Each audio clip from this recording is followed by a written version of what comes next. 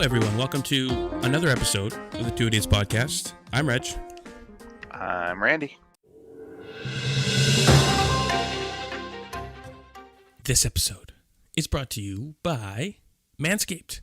Happy New Year's from our sponsors, Manscaped. Manscaped is the best in men's below-the-waist grooming, offering precision-engineered tools for your family jewels, and is here to help you have clean balls in the new year. Ring in the new year with the right tools for the job. Now, Reg, I've been thinking. I think this is the year where I got to start shaving more. My back is getting ridiculously hairy. I notice I look in the mirror. I got you know how you see guys, they got the sweater? Mm-hmm. Or they got wings going on in the back? I'm starting to get that. It's freaking me out. I'm so with I you. think I'm going to put this lawnmower to good use. I think I'm going to start shaving my back this year. Ooh, interesting. I like that. I've been kind of having to do that for the last little while too, wearing muscle shirts and whatever else. I'm starting to get a little fluff coming out on the shoulders, as only true old men can. And Kat constantly wants me to wax it, and I say no, because that is painful, and I am a baby. So I am also, not just on my shoulders, but just in general, I'm going to try and take care of myself a little bit more in 2021. Clean everything up a little bit more, kind of maybe work on myself a bit more, try and have a great 2021. For sure. Yeah, we all want to start fresh. So happy 2021 to everybody out there. And spoiler alert, hairy nuts are still gross. So step into the new year with the tree standing taller and shave your boys. We all want our tree to stand a little taller. And Manscaped is here to give you a New Year's resolution that you'll actually want to keep. The Perfect Package 3.0 is the below-the-waist grooming package you need to start off strong this year. Now, you're going to come out of quarantine with clean balls thanks to the Lawnmower 3.0. This waterproof and skin-safe trimmer will reduce nicks to your two best friends. The third-generation trimmer even has a light to shine a light to the promised land 2021 looks to be. I love this. It's also time to freshen up down there in the new year. The Crop Preserver is an anti-chafing ball deodorant and moisturizer. And frankly, you know, me and Randy, we're both hefty fellas, so you can trust us when we say if we trust a deodorant, or if something smells good, or if something is good for anti-chafing, we know what we're talking about. So, and if you put deodorant on your armpits already, why are you not putting deodorant on the smelliest parts of your body? And for the on-the-go freshness, you'll love the Crop Reviver Ball Toner Spray. It is an excellent spray. Keeps your shit nice and fresh, nice and tight.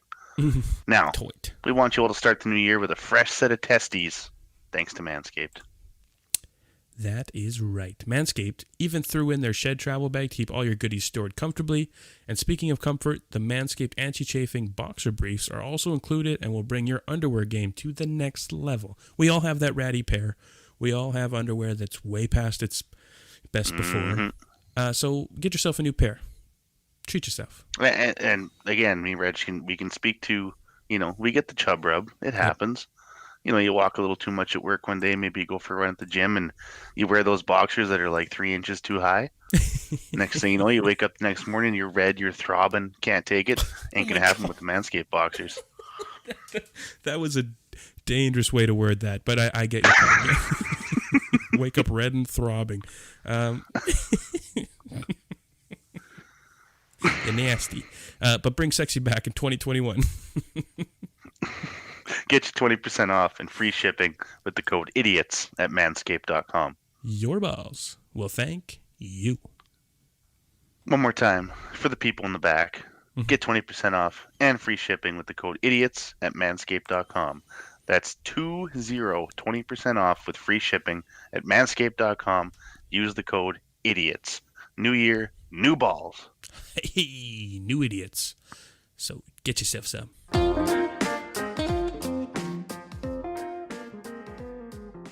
And like I've been mentioning the last couple episodes, we're trying to do a tagline. Just two idiots trying to figure out the world. That's kind of what we're going to lean into. And in that vein, joining us this week, we have Dr. Brittany Penner. Yes, hello. Welcome here. And what's interesting is that you being a doctor wasn't even the reason that we asked you on, but that's just an added little quirk. Yeah. It's a nice little 2-letter suffix before my name, I guess. Well, that's better than the misters that we get, so congratulations. True. I guess before we get into what we were going to talk about, how's life as a doctor these days? How you handling everything? First of all, thank you for having me on the show. And thank you for asking that question, because it is very, it's a bit of a loaded question these days. For sure. At one point, so back in August when we first started having a bit of an outbreak in Steinbach, my patient deaths accounted for, I think, a quarter of the deaths in Manitoba. Oh, wow. Oh, wow. Yeah. And it just was like pure, I guess, I don't want to use the word luck, because obviously it's not that, but chance, that it was just my patients that accounted for that. But it's been interesting and unprecedented, and so I'm the head of the rehab unit at Bethesda. Okay. And that's for a lot of like patients with strokes and hip replacements, and so it's a lot of like elderly patients. And we had cleared out the rehab unit to make room for COVID, because it was kind of the ideal ward. And then within a very short time period, that started overflowing to the rest of the hospital, the amount of COVID patients. And so we had to just dissolve my unit for just the foreseeable future to make room for COVID patients, which is sad, because I really like the rehab unit, but and so we just had to transfer them to peripheral hospitals to keep them safe, essentially, because they were COVID negative. So it's just been interesting. Oh, that's that's a very that's a long lot. response. Yeah, no, because we recently had a COVID episode a couple weeks. Well, this episode will drop a couple of weeks in advance, but or in the future. And previously, we recently had a COVID episode as well. And hearing the stories, it's heartbreaking, really. But for sure. So thank you for what you do. Before we continue, Thank you. Yeah. So again, I was thinking while we were planning this episode, you and I have known each other for a very long time, but I'm trying to remember. I think the first time we met was when we did 30-hour famine, but I can't remember what grade that was. Do you remember what grade that was? I would have been in grade 11. Okay, yeah. So I guess you would have been in grade 10. Yeah. Oh, okay. Man, I forgot about that. That's probably the last time we had an actual conversation. So, 20 years later, we're doing a podcast, so it all comes full circle, I guess. We also worked at Canadian Tire together. Oh, you're right. I totally forgot about that. Yeah. There we go. Never mind. Yeah. Wow. So that was when I was in my first couple of years of my undergrad. So again, that would have been over maybe like 12, 13 years ago. Yeah, give or take. Yeah. Yeah. Huh. That's funny though, that famine, or that what a weird 30-hour famine or whatever, because we had come up with a slogan for it. There was a commercial that had beeped out all the F words, and it was frozen doesn't have to be a bad word, but every time they said frozen, they beeped it out. And so then we kind of went off of that and said famine doesn't have to be a bad word. And I think don't eat fast food, fast for food, but all the F's were beeped out. So it was like, oh, that's my cat, sorry.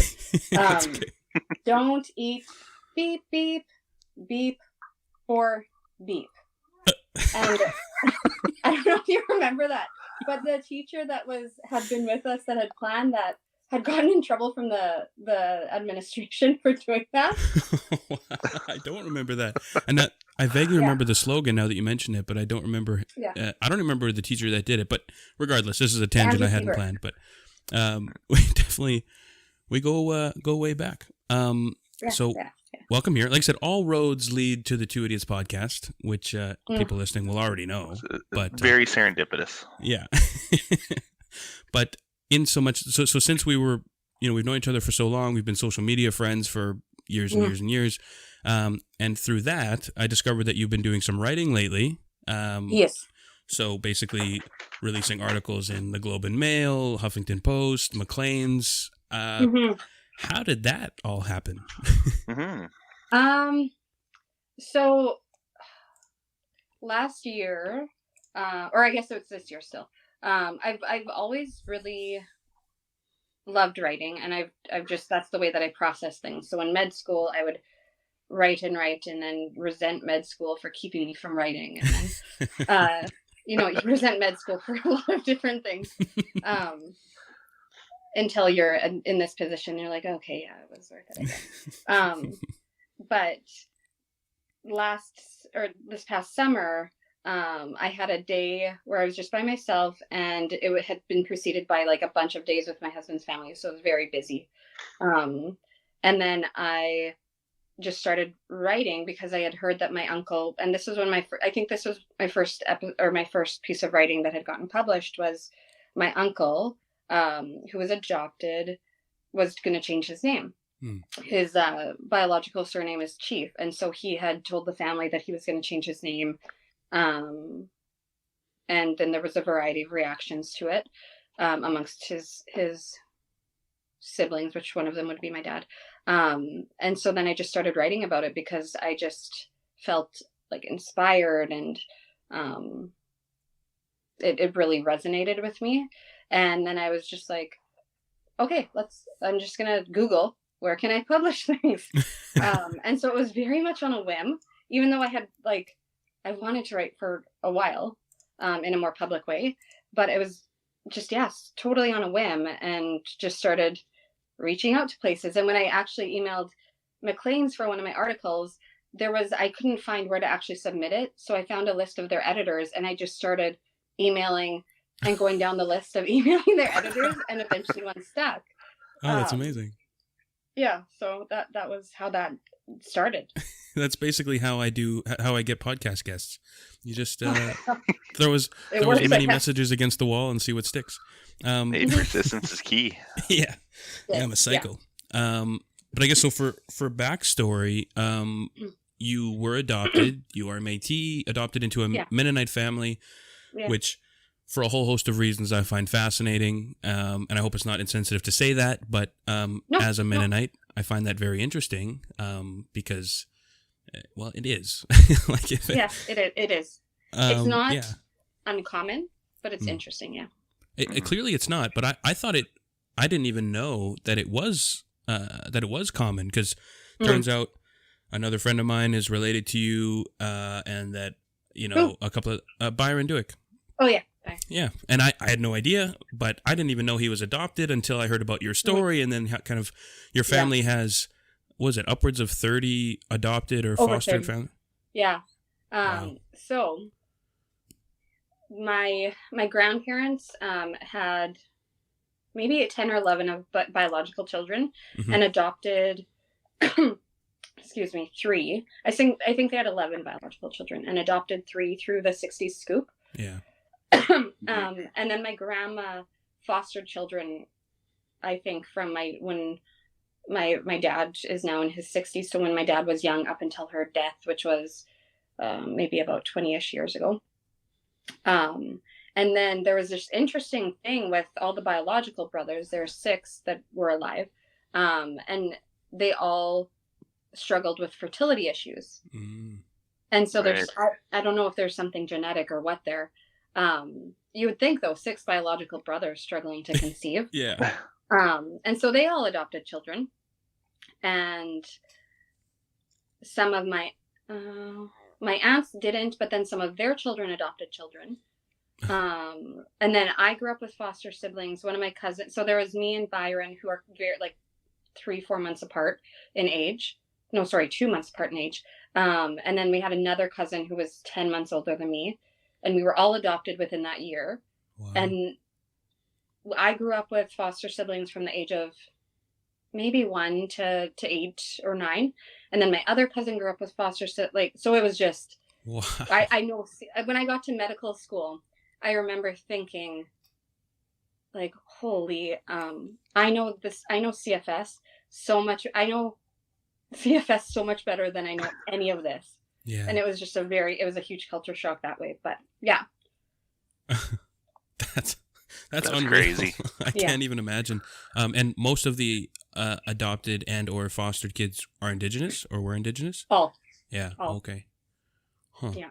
Which I think, so I have another essay coming out. It's in a magazine called This Magazine. It's a Toronto-based magazine. Okay. And it kind of touches upon that. And I mean, in Manitoba, 90% of the children in care are Indigenous. And so our family was like a kind of a microcosm of this bigger picture in our country, you know?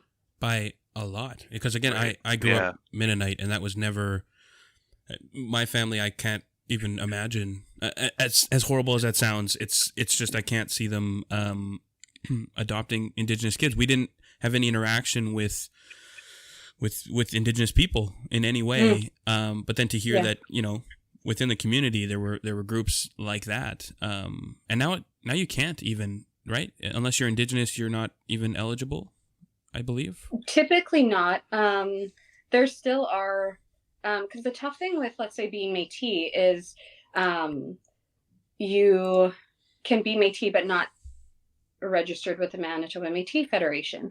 And so, and there are plenty of people like that as well. Like, for instance, my birth mom is not, I don't think. And so that would be one way that you could fall into CFS, like the regular CFS rather than the Manitoba or the Métis CFS. But yeah, it's a lot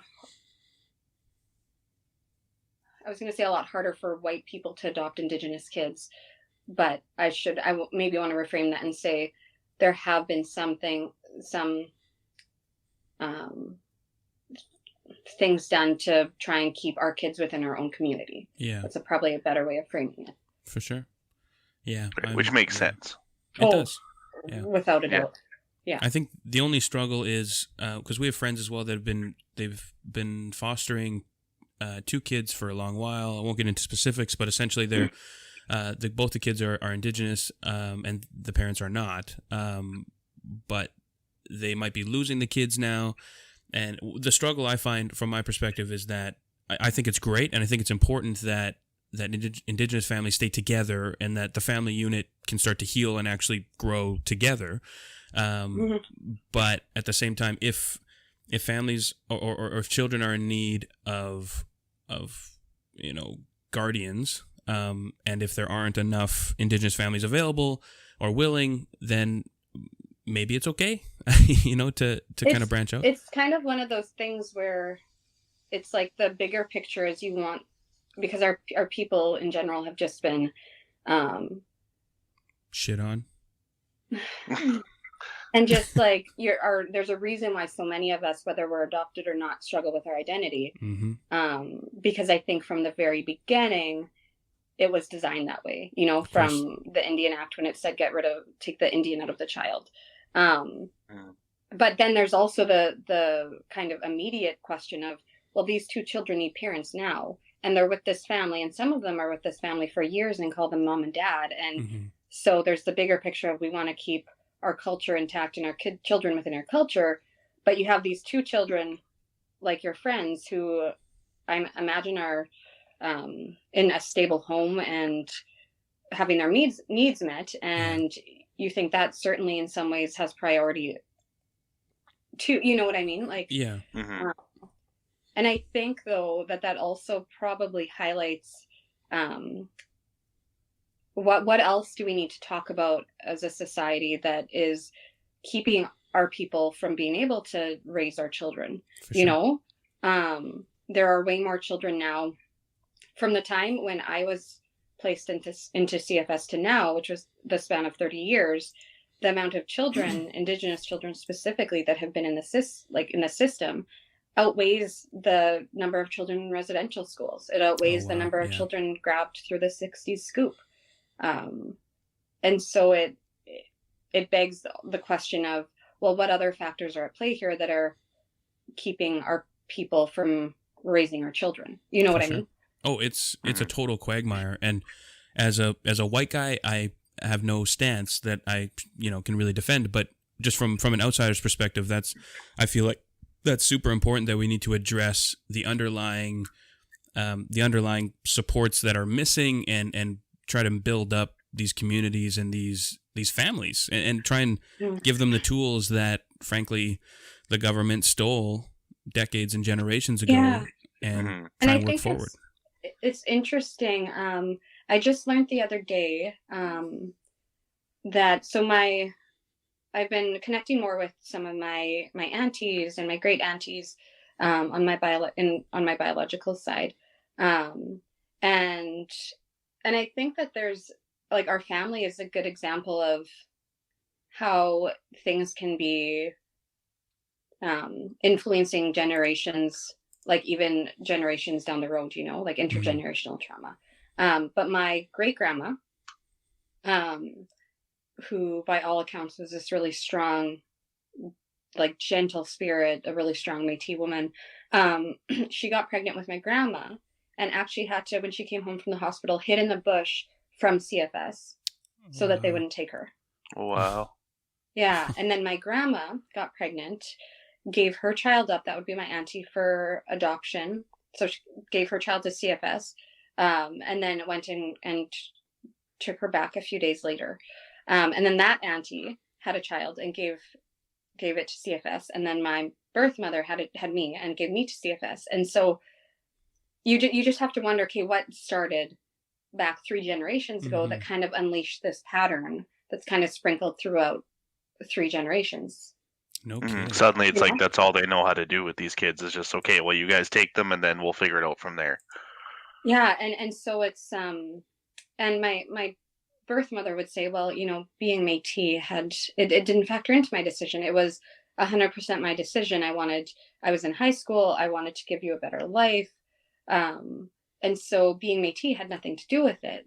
And to an extent that's true, you know, because every decision that you make is personal. Sure. But on the flip side of things, it's like, well, had you not been Métis, would that very first contact with CFS back with my great grandmother and grandmother have happened, you know? For sure. Yeah, it normalizes the practice, because I would love to see the stats side by side of, say, 17-year-old non-Indigenous girls getting pregnant and how many get put up for adoption versus Indigenous families that do that, because it's way more common. I don't know where that seed was planted, however many generations ago, but it'd be interesting to see the comparison and whether it's as stark as it feels. Yeah, and then there's also I think Indigenous families, there's a bit of a pattern of, like, for instance, they just got rid of birth alerts this last year. And so... And what's that? So birth alerts would be, let's say if a woman had contact with the system with one of her other children or 2 of her children, and either she lost them to CFS or they were in CFS for a short period and she got them back.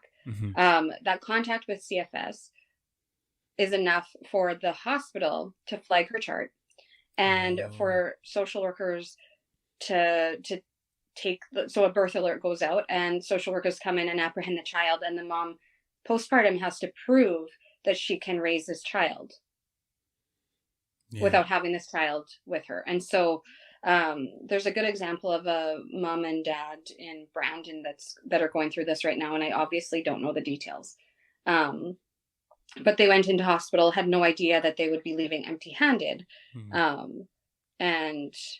and left without their child. And then you have a whole host of, like in the first several hours after birth, in the first several days, that skin-to-skin bonding, establishing the latch and breastfeeding, and that bonding is incredibly crucial and very important. And so even that is, so they just got rid of it this year officially. But the fact that practice was just the norm, it's an incredibly traumatic thing. No kidding. Wow. Yeah. And I've been in the hospital when that has happened before. And you have this kind of secondary, I don't know if trauma is the right word. I think it is. For me, at least, it would be because of my experience. But I remember being in a birth when the mom knew that, okay, well, I'm not able to take my child home after this. And it's a really weird experience, because that mom, the sense that I got at that point was, you're excited and you get to meet your child for the first time, but at the exact same time, you know that you're losing them. Yeah. Wow. Right. You'd almost feel like disconnected, right? You might not want to get too attached because you know they're Yeah. going to be leaving. Yeah. And it's Jeez. heartbreaking. Yeah, it's so And I tragic. mean, Yeah. I'm not an expert on this. All of my experience is through living it. Well, that's valid. And Yeah. pardon? That's valid. Yeah. And so there are so many layers to this as well. Mm-hmm. And so I don't mean to simplify it. In some ways it is very simple, and then in other ways it's very complicated. But yeah, it's a topic and this culture that Andrew, my husband, grew up in Blumenort, and like he had no experience with this world, with this side of things, and all of my friends didn't either. And it took me until I was, I think, in high school to realize that I was the only friend who had gone through this of all of my friends, or the only friend that was a friend to all of my friends. Yeah. Anyway, it's totally true, because I mean, until we started the podcast and started having a lot more open discussions just about Indigenous stuff in general, or just other things, I had very little knowledge of a lot of it too. You know, I've since read about the Indian Act, and we've had several discussions with other Indigenous leaders and people and authors and whoever else, and it's been amazing. But growing up where we grew up, you know, Steinbach is Steinbach, and it's great in many ways, but it's not that inclusive. Or if it is, a lot of those types of traumatic issues tend to get either ignored, overlooked, or suppressed. And that's not healthy to anybody. Yeah. I think I also feel like I know what it's like to be Mennonite very well. And my dad's family would have been like the kind of old colony conservative Mennonites. So my grandma had that bun with the head covering and never wore pants. And my grandfather didn't speak English. I know the feeling. And pardon? I know the feeling. Yeah. And so I have so many warm feelings towards that and towards the culture. But one part of the culture is you work really hard. You're really good at working. Your work ethic is good. You know, but processing emotions and acknowledging trauma and acknowledging difficult emotions and allowing yourself to feel them and heal, and that wasn't in the handbook that Menno Simons handed out, you know? No. Yeah, he seemed to miss that day. Yeah. So speaking of that, again, I'm trying to remember how many of your essays or your articles were in reference to that, but basically many of them were. And so then when you're writing about something that's so personal and local, how's the response been? Like, have people kind of generally been positive, or have you gotten some flack for all this? I've gotten both. So from anyone Indigenous, I've gotten some random emails from people across the country saying, like, I read your article and I feel a bit more seen. Which, if that could be like a line on my gravestone, like, because I talked with you, I feel a little bit more seen. I love that. Yeah. Then I would be like, that's a life well lived. But especially for children in foster care and adopted kids, because I feel like oftentimes we're the ones who are forgotten in a lot of ways. But so anyone who's Indigenous, I've gotten a lot of like, wow, like I've never heard anyone talk about this, or this is the first time I have a chance to share my story, or my white parents don't understand me, or, you know, that sort of stuff. And then on the flip side, I've gotten some definitely racist comments, mostly from like, what do you like, haters on the internet or trolls, or, you know, and it surprised me how much I've realized, you know, there's a lot of fragility around the topic of race and the discussion of race. There's a lot of fragility around the topic of foster care and adoption. Yeah. And I've gotten it my whole life of people saying, wow, you know, like when I was in church one time when I was younger, and this wasn't the first time I had this said to me, but if we knew adopted kids could be like you, we would have adopted. Oh. Jeez. Or I was in med school, and people would say, wow, your parents must have done such a good job raising you. Or people have still said that, and I'm in my 30s now. And anyway, so I definitely got some of that with the articles as well. And a lot of, well, if you were Ukrainian, which I think I am part Ukrainian, or if you were Caucasian, whatever, this would be no different. So I don't know why you're even talking about this. Or we all have our own things. You just need to get over it, or things like that. But from the local area, it's mostly been positive. And I've had some parents too, because I have, maybe I would say like a large foster child population in my practice, just because I have an agreement, or I told the clinic, if there are any foster children that come to the clinic and don't have a family doctor, I will happily see them. Please send them to me. Oh, I love that. And so I just have an open door policy for any foster children. And one of my patients who has 2 foster children had said, wow, this helps me understand what my children are going through better. So thank you. And that was probably one of my favorite things I had heard. And that's, again, you put anything online and you're going to get both sides of it, especially if it's personal and if people can see an opportunity to pounce.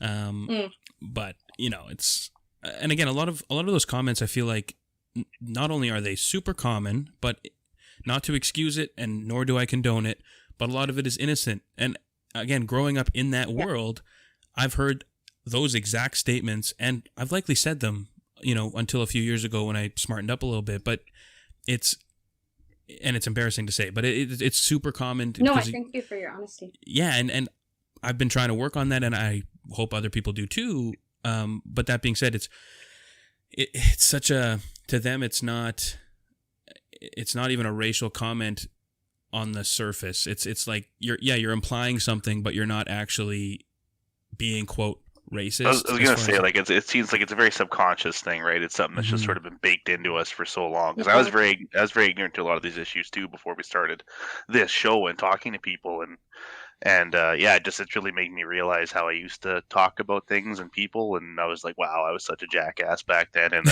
I'm glad we've been doing this and talking to people like you to open up our perspectives. And I think what you said too about the foster mom was good. We need the perspective from the people who have been in these positions, right? Because then it opens up people's eyes who haven't been and can't relate to that. So I'm glad that you were writing and you are getting it out there. And I think that's too, one of the reasons why I wanted to write more was just, I have, like I said, a large population of foster children in my practice. And sometimes it just wrecks me. And like the parents, like, I think all of the foster parents are great in my practice. But it hits me on this level after I see them where I know some of the pain that they might encounter on a personal level, these children, and the identity issues that they might encounter. And I just think like there are some really great voices out there for them, but maybe I can also be one of them given my experiences, you know? For sure. No, that's amazing. And Absolutely. Representation matters, right? Yeah. I find it interesting, Randy, especially from your perspective, because your dad isn't Fred Métis? He is, yeah. Like he's Indigenous, but he's not really. He's never really embraced the culture. Like his whole family's Indigenous. He's from Saskatchewan, but it's never really been a thing. Like he never brought it up and said like, you know, I've never mentioned going to a powwow and things like that, right?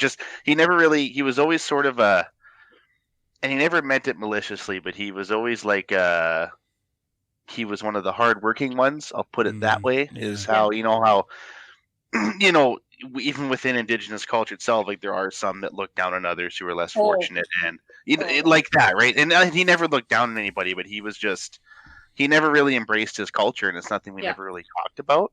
Like he's never went out and got a Métis card or done nothing like that, or it's just never a thing in my house, you know. Yeah. Yeah. You can There's like internalize the these same layers of thing. internalized shame, I think, too. Mhm. And like the thing with being Métis too is you can pass for white too, and in a world where that's a lot easier, Yeah. and that means that Mhm. you probably get more advantages if you pass for white, then yeah, especially with the generation, because I'm assuming he would have been born in the, I don't know, 60s, Well, 70s. he was born in the 40s. Like Oh, it's my cool. grandfather. My family Oh, story is sorry. weird. Like I Sorry. was no worries. I was adopted by my grandparents because my mom Gotcha. was 17, going 18 when she had me. And he's not the biological father to like my mother, or Yeah. he got together with my grandmother and they were together Okay. for years. Okay. So he definitely passes for Métis. He's a Yeah. he's a Yeah. dark man. So then it would have been even more so if he was born in the 40s, he would have had a lot more incentive to disengage with that part of Yes. himself. Yes. Yeah. Yeah. Yeah, now I regret never asking him about it. He's not a very chatty guy, but No. you know, I grew up around him. You know, we always hang out at Randy's house, and Fred was around, and you know, I made some very insensitive comments, and I know that, and I'm surprised he didn't smack me. To be perfectly honest, I've mentioned it in a previous episode, and I'll mention it again because I feel embarrassed about it. But basically, I still remember I was probably 18. I was drunk on the driveway. And me and Fred were out there, and like he said, he's very clearly Indigenous. Mhm. And I should clarify, my stance was very unevolved, but I think I don't know if I was asking him something or if I'd mentioned something about quote Indians or him as an Indian or something, and then he's like, I'm not an Indian, and I was like, what do you mean you're not an Indian? And it was that type of like belligerent drunkenness, and I still owe him an apology for that because I didn't understand the difference between Métis, Indigenous, or anything, Mhm. or even that Indian was a bad word. It never even occurred to me. So I think again, it's important that stories come out to kind of show that we can move forward, and especially yours is something to aspire to. As a doctor, like I said, representation matters, and you know, if you can then share your story and other people can see it and they can say, even if they're stuck in the system right now, and if they read your story and they'd be like, you know, I can make it work. Yeah, I've written an essay. I don't know if it'll get published or not yet, but for our Journal of Canadian Family Physicians, and it kind of touches upon just being Métis going through the medical system, and how, you know, like my entire life I felt split between two worlds. Like I'm Métis, but I'm also Mennonite, and what does that mean? Because is that you know, yeah. And in medicine I've consistently felt split between two worlds as well. With, okay, I'm going to be a physician.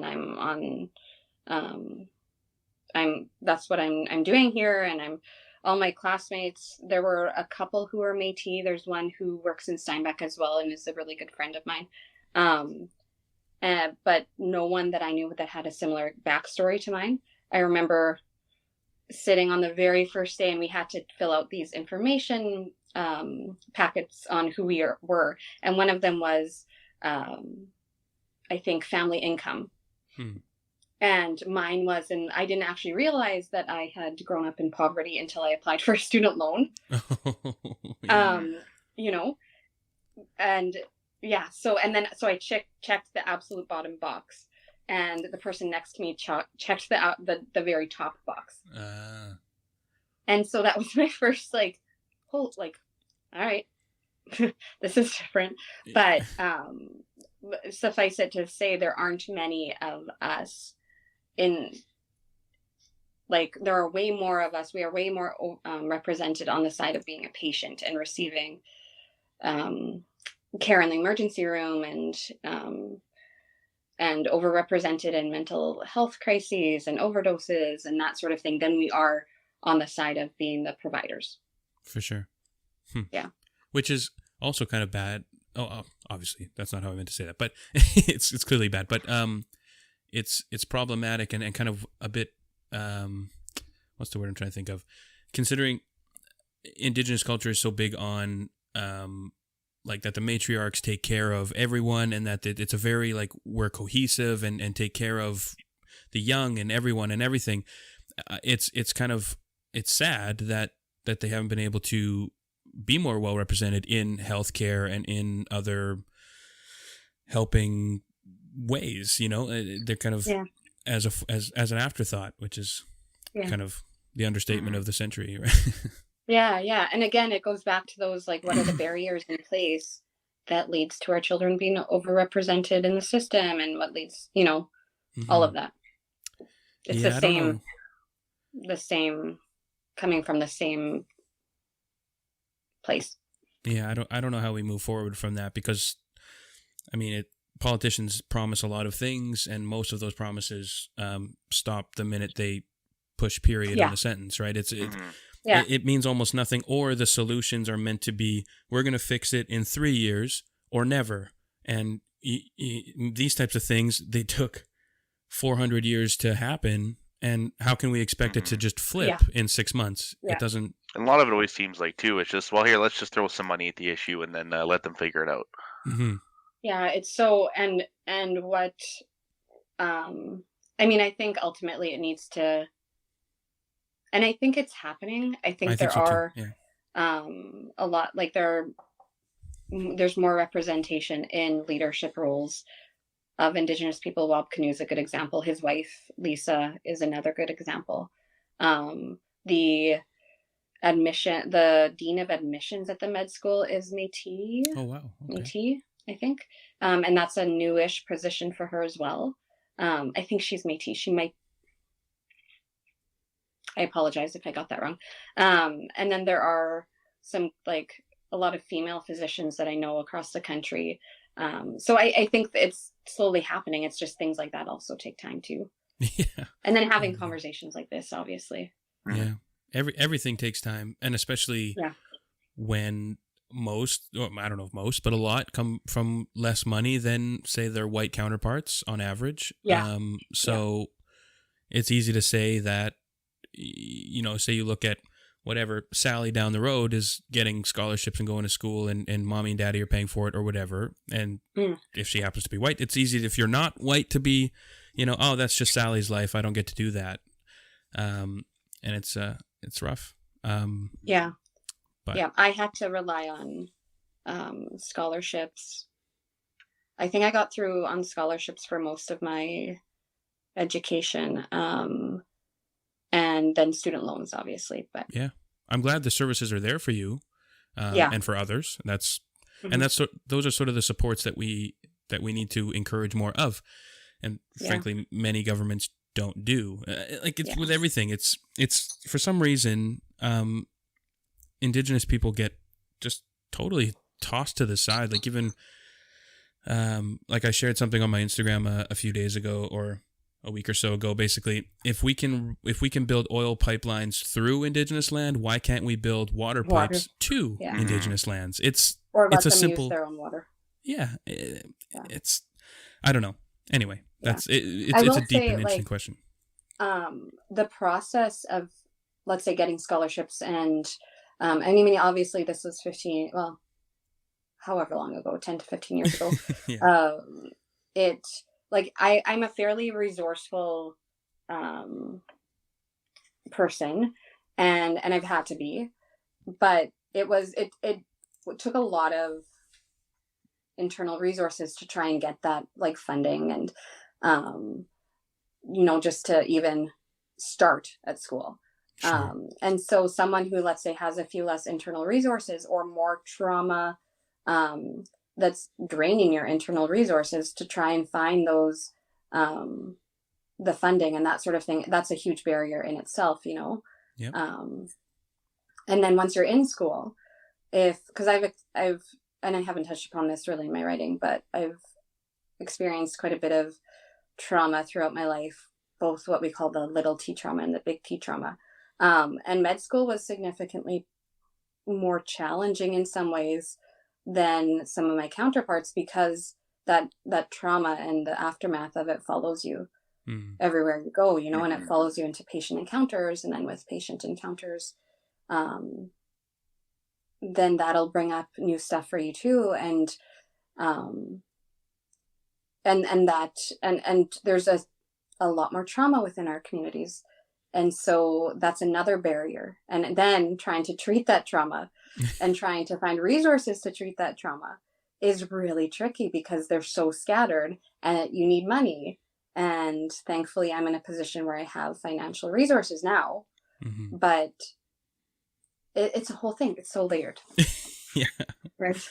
Yeah. And that's why throwing money at it typically doesn't work, especially without the people at the top organizing it in such a way that the money actually goes where it needs to go. Because if you just, they're complaining again, here's another check, now deal with it, see you later. That doesn't fix anything. There's no supports there. No. Yeah. And again, different governments come in and different administrations do different things, and then things get fractured and broken and lost, and it's a mess.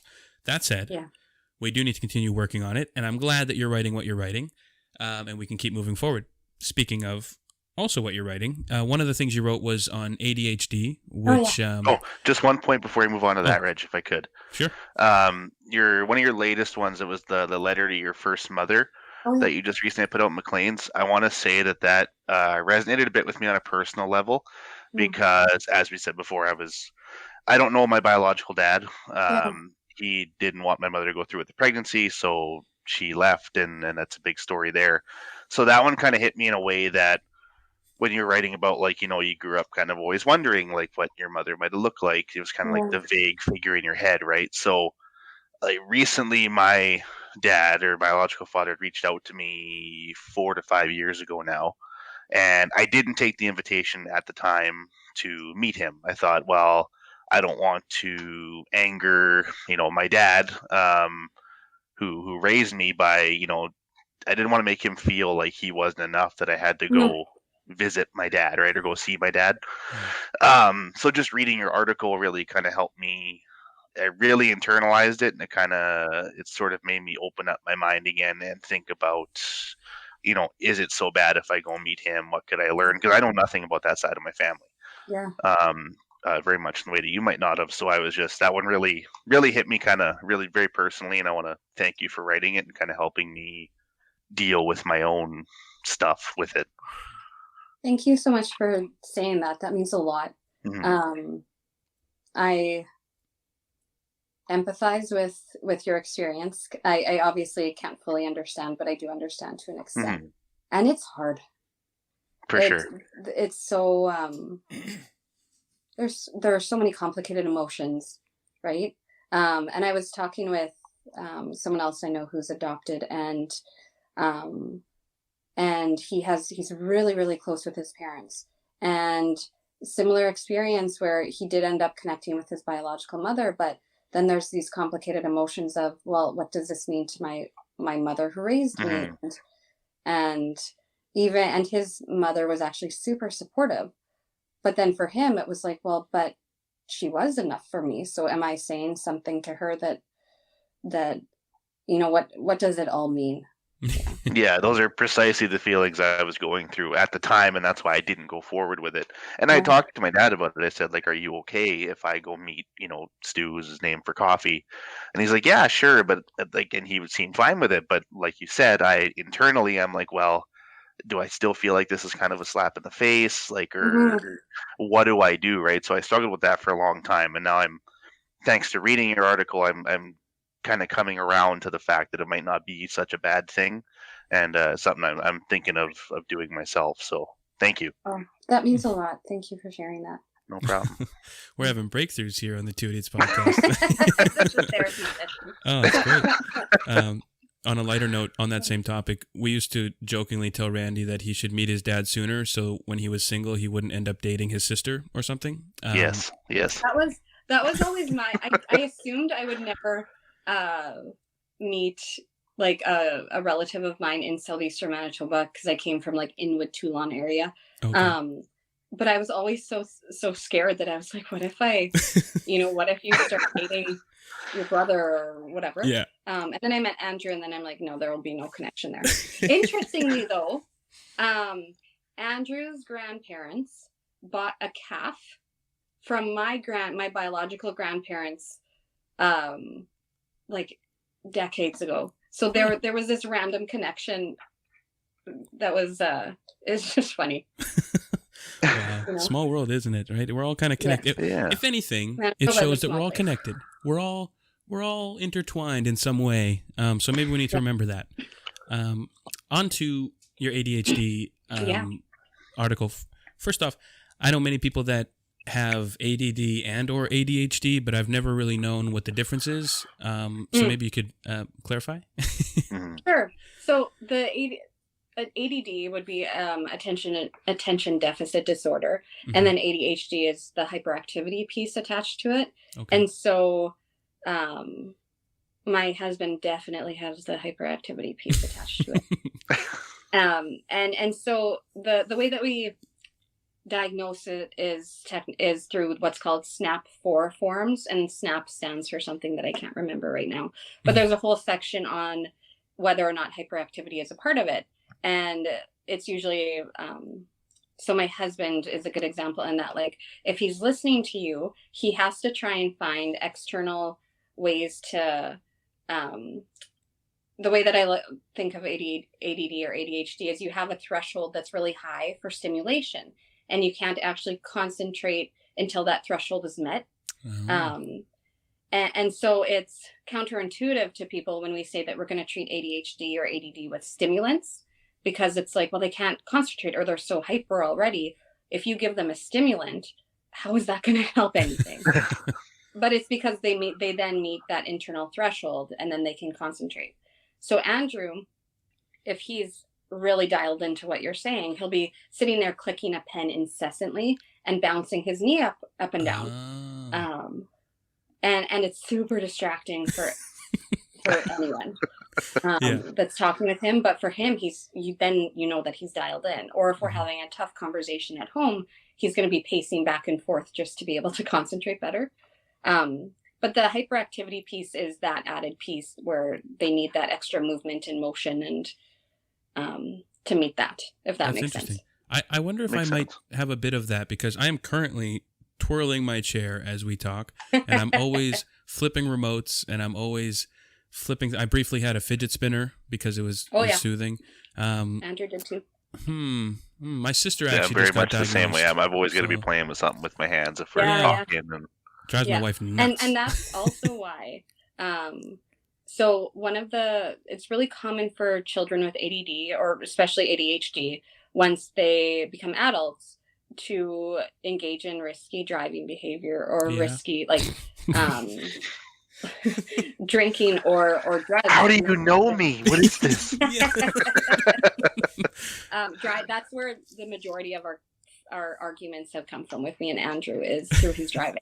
Because he loves weaving in and out, and he loves, like, when he does weave, he goes right up to the back of someone and then goes in and out. And then he doesn't understand why people get upset on the road or honk at him. Because, it's just his way of, like, meeting that threshold. But it's really common for individuals to then, engage in drugs too, because that is kind of like self-medicating. Sure. And stimulating. Yeah, exactly. Yeah. Huh. That's interesting. Speaking of which, like I said, my sister just got diagnosed with ADHD. I don't know if I should tell people. I don't know if she's telling people. Whatever. She won't listen. But then also another friend of mine, he actually shared your article, not knowing who you were, not knowing that we knew each other. And I saw it on his Facebook. Actually, previous guest on the show, Derek Morley, good buddy of mine. Yeah. And I commented, I was like, we're having the author on the podcast this weekend. And he said to tell you, let me quickly find it so I quote it properly. I should have had this ready, but I'm an idiot. So, sorry, bear with me. Reggie, we're such rookies at this podcast game. You would think I would be more on the ball, eh? I pushed wait. Oh, here it is. He said, Please tell them that as someone with ADHD, I cried reading this, in brackets, in a happy way. And I've shared with others, I've shared with others I know who had ADHD, and they were also very moved by this. So, it had impact. That's that means so much. Yeah. I'm going to send him this episode, and he should have fun with that. But yeah, no, I find that interesting, especially even the dynamic between Randy and I. He's more introverted than I am, I think, or at least socially, and I've been forcing him to have conversations with strangers for 2 years. And so I imagine that must be interesting in your perspective, Brittany, being in a relationship with someone as an introvert that is not. Yeah. And I think Andrew, right? Yep. Reg? Yeah. So just a brief synopsis of who Andrew is. The first story I heard of him, so I started dating him years ago. We've been together for a third of my life. And he's from Blumenort, and Blumenort's a tiny place, obviously. But he's one of those people, and his family is a family that a lot of people just know. Mm-hmm. And I was talking with someone from Blumenort, and they shared a story with me of, when we were in grade 9, we were at a Christmas concert, and we had just finished the song, and all of a sudden there's this huge crash in the background, and someone fell off their chair and just toppled over to the back of the stage. And Andrew gets up, and there's hundreds of people in the auditorium, and he just gets up and he's like, "I'm okay."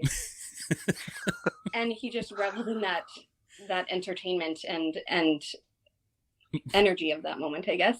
And then the person was like, and you can just see his mom in the background, in the middle of the aisle or whatever, just with her head down and shaking her head.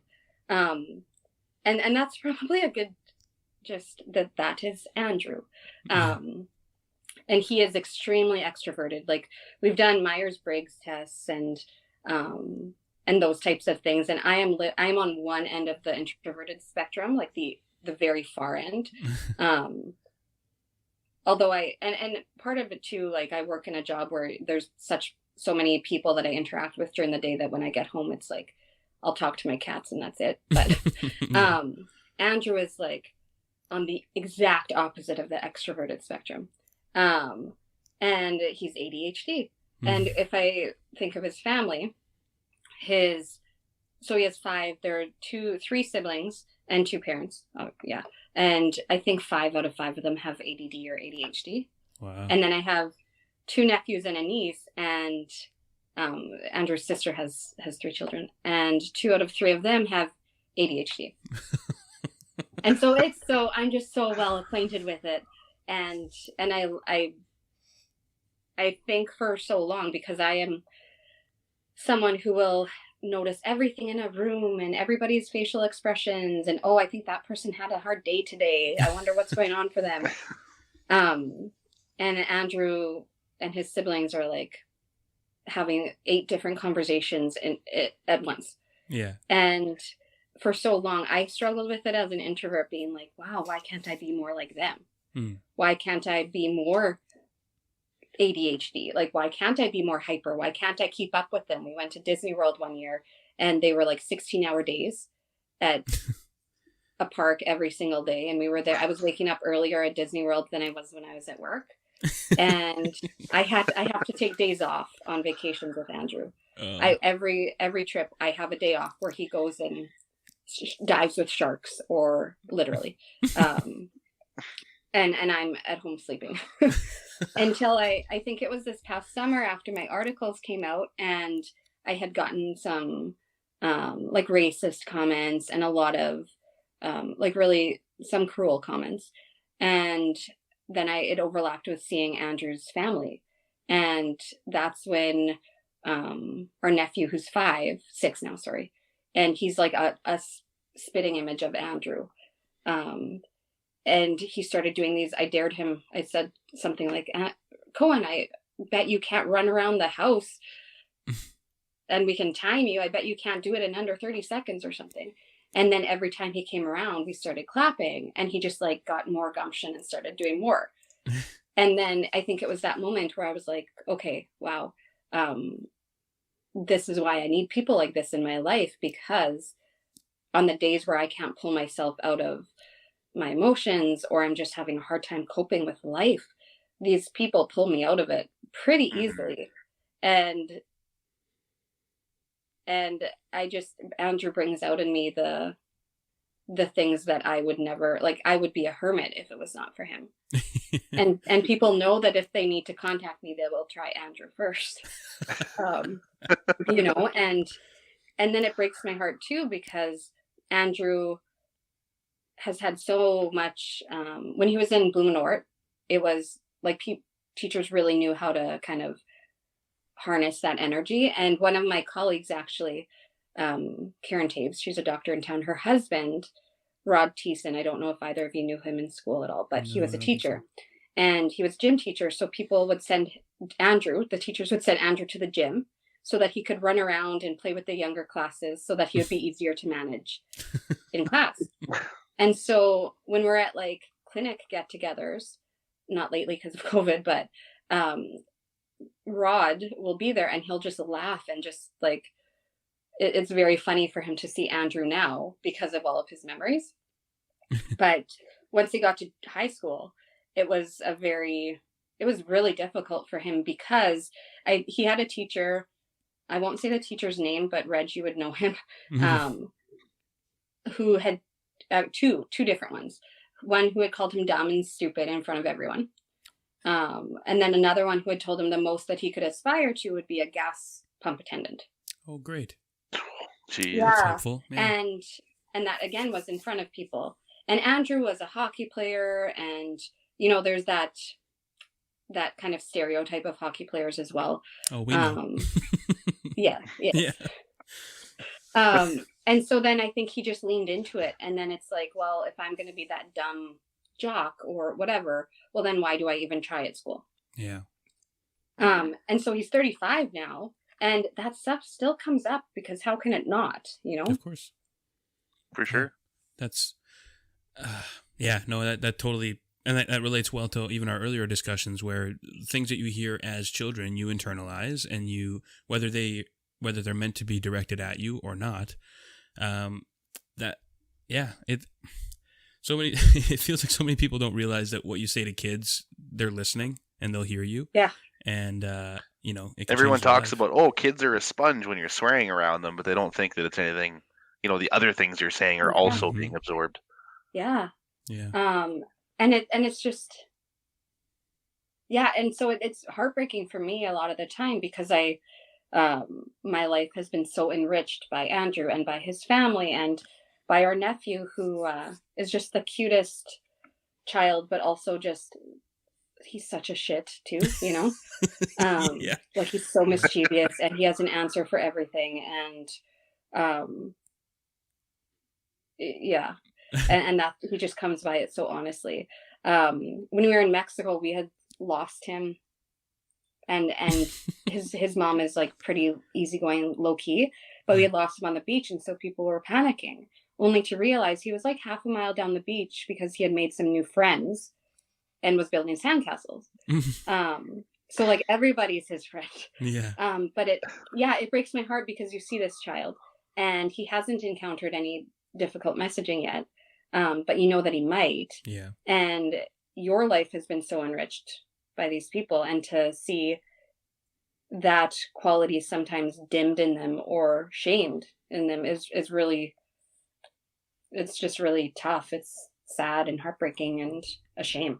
Yeah. Speaking of that, we can start dialing down soon, but I'm curious because I know there was a big push, or at least there seemed to be, for medicating kids with ADD or ADHD to kind of take the edge off, you know, like, you know, stop it, take your Ritalin and go sit in the corner. I don't know if that's still a thing. I don't know if that was a thing, but it felt like something in the zeitgeist. I don't know if that actually happened or not. Is that still kind of a thing, or am I misremembering or misunderstanding kind of how that was? No, I think it definitely was, like, when, I think in the 80s, because that would have been when my my siblings-in-law would have grown up, and Andrew too, and the 90s, that would have been more of a thing. And there was, I think then also, in some ways rightly so, a stigma attached to medication. Oh, okay. I will say Andrew, and he's okay with me sharing this, he is on medication now. But the way that I'll approach medication with patients is Sometimes we'll use medication, sometimes we don't. But it's one of those things where we can actually, let's say, if we're going to use it, we're going to use it with the purpose of enhancing some of your traits rather, and letting your mind kind of settle so that you don't have to do the incessant pen clicking or moving around in your desk, and you can actually devote more of those internal resources and energy to listening in class. And Andrew, it has made a difference. Our drives are actually a lot easier because he does not weave in and out and engage in that type of stuff as much. But there are things that I've learned about Andrew now that I actually didn't know prior to him starting medication. Like, I didn't know that he actually likes to have a clean working space or likes to keep things tidy around the house. And he had worded it like, well, no, I've always wanted that. I just could never organize my mind to the point where I could follow through on that. It just felt like this big mound of something that I needed to tackle, but I didn't know how. Huh. And so medication, depending on the person, can really allow that mound of things that they want to get done smaller and look a bit more organized, if that makes sense. That's interesting. So I mean, of course, sure. There are benefits, but I guess it's less.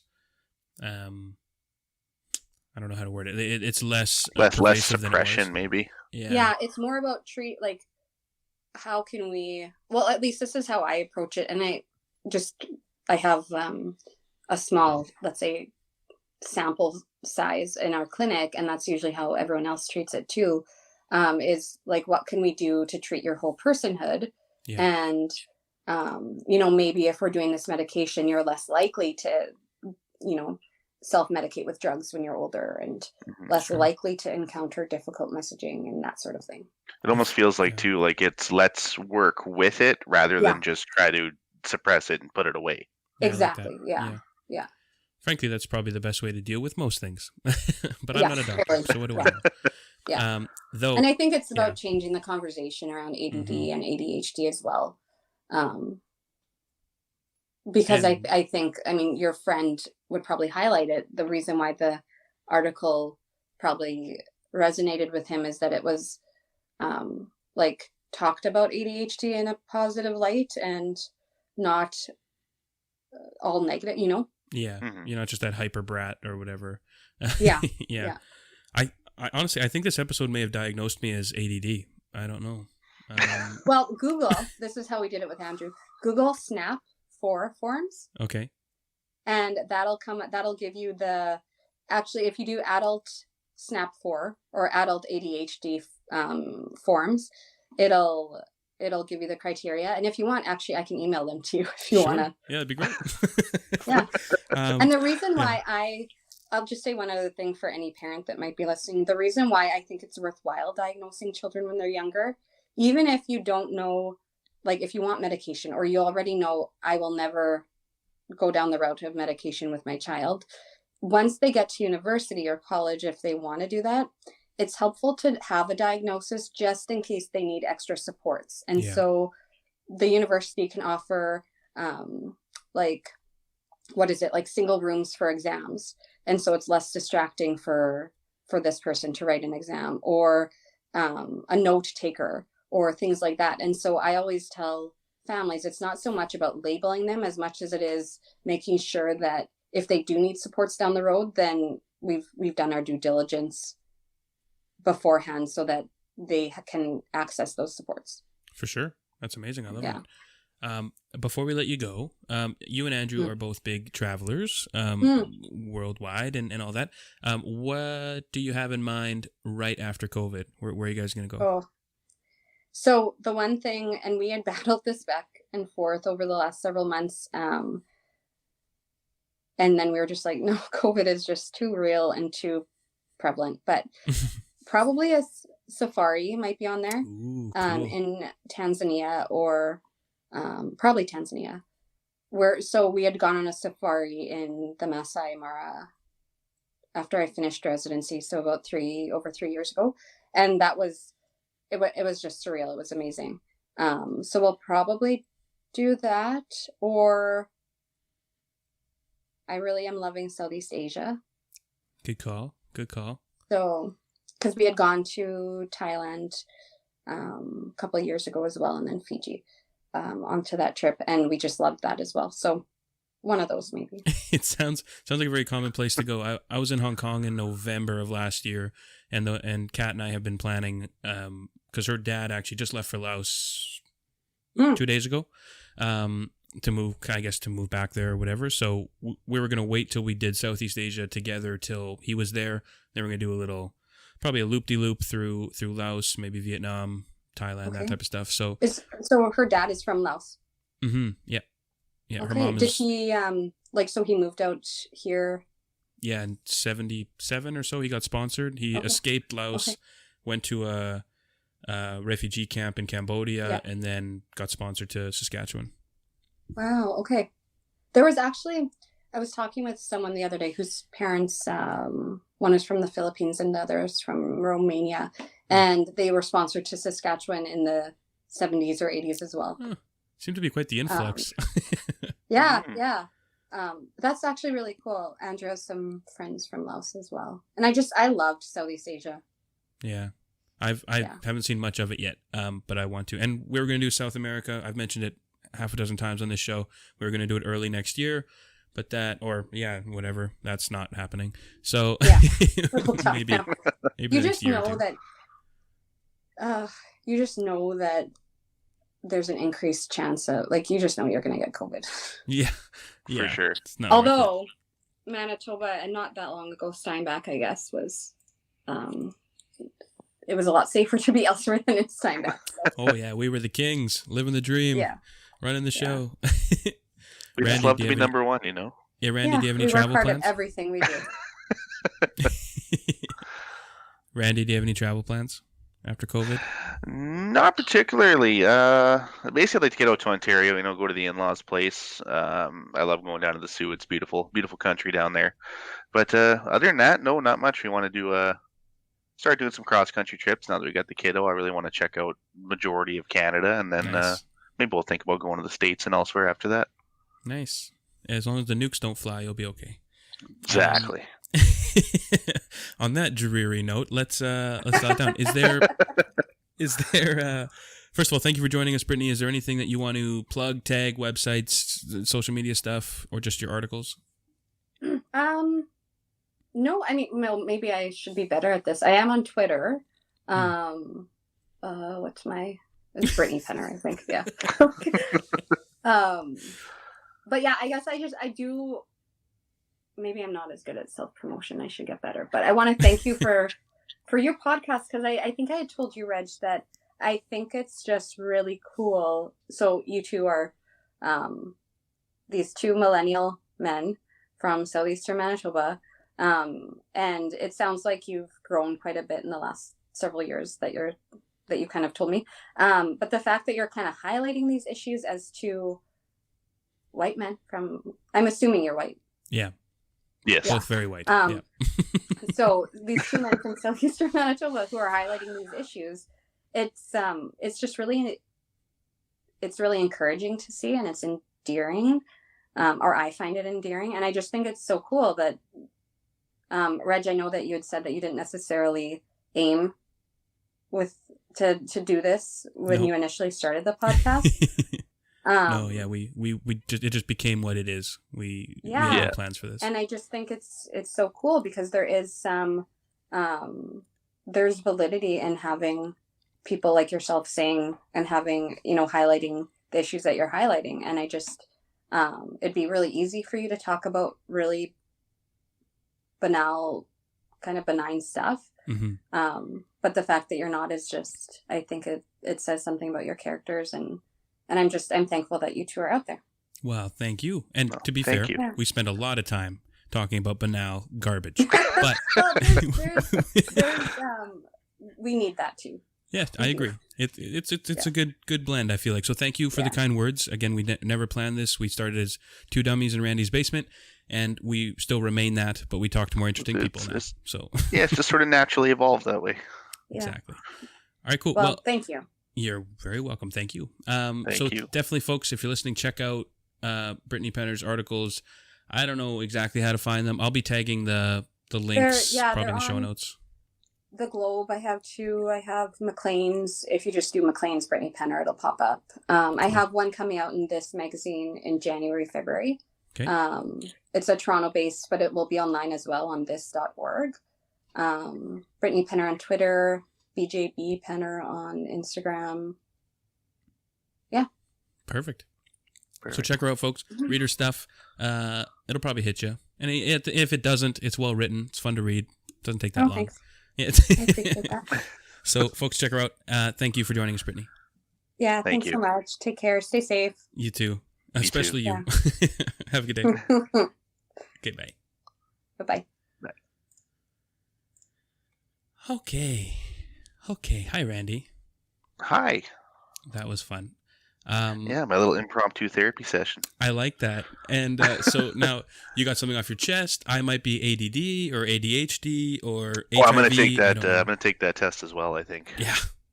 The entire interview, like, that's why I have my hands down. I'm always just spinning my ring. Always. I was Drives fidgeting with bananas. my puffer the whole time. Yeah, I'm always a fidgeter. If there's a rocking chair, it will never remain unrocked if I'm in the room.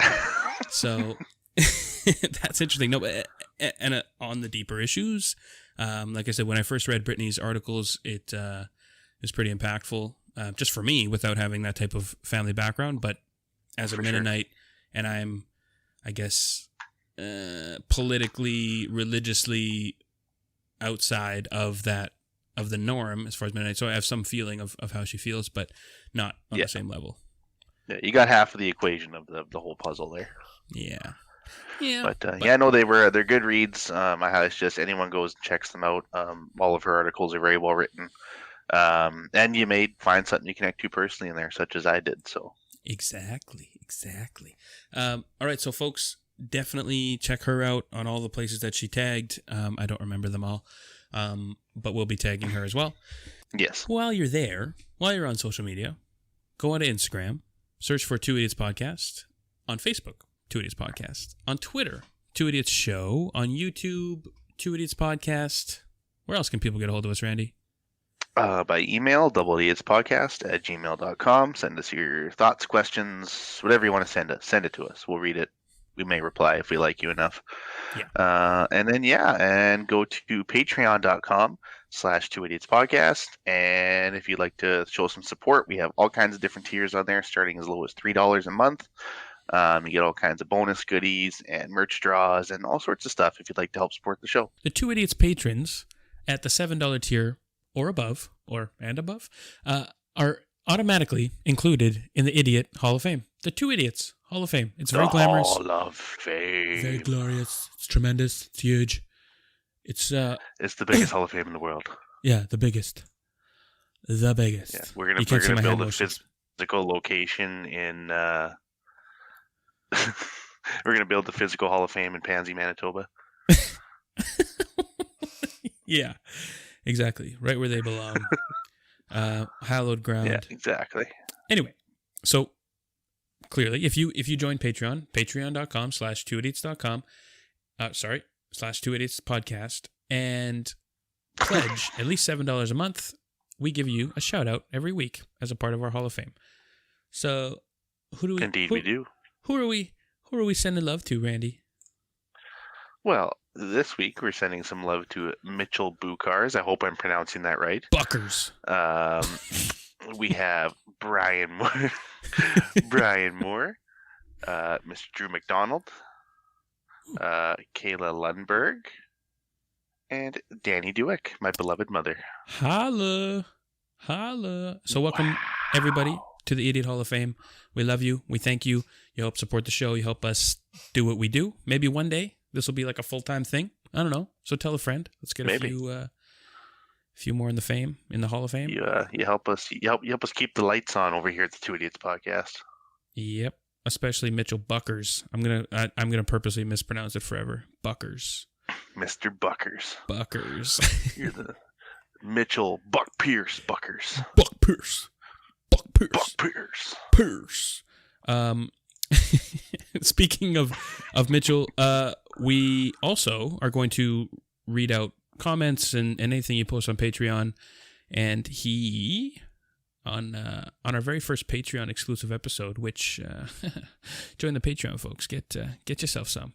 Get on there. Get on that. Yeah, you get an extra episode at least once a month. We'll see how it goes. We might be dropping some exclusive, the other podcasts that we started but never released. Maybe we'll start releasing those a little bit. Maybe we'll add a little extra from interviews just for Patreon exclusive stuff. Well, we'll see. I'm almost scared to listen back to those episodes. Oh my God. I know, me too. I haven't. And I don't really want to. But we recorded those before we recorded any Two Idiots stuff. So they're at least 2 years old-ish. Longer, probably.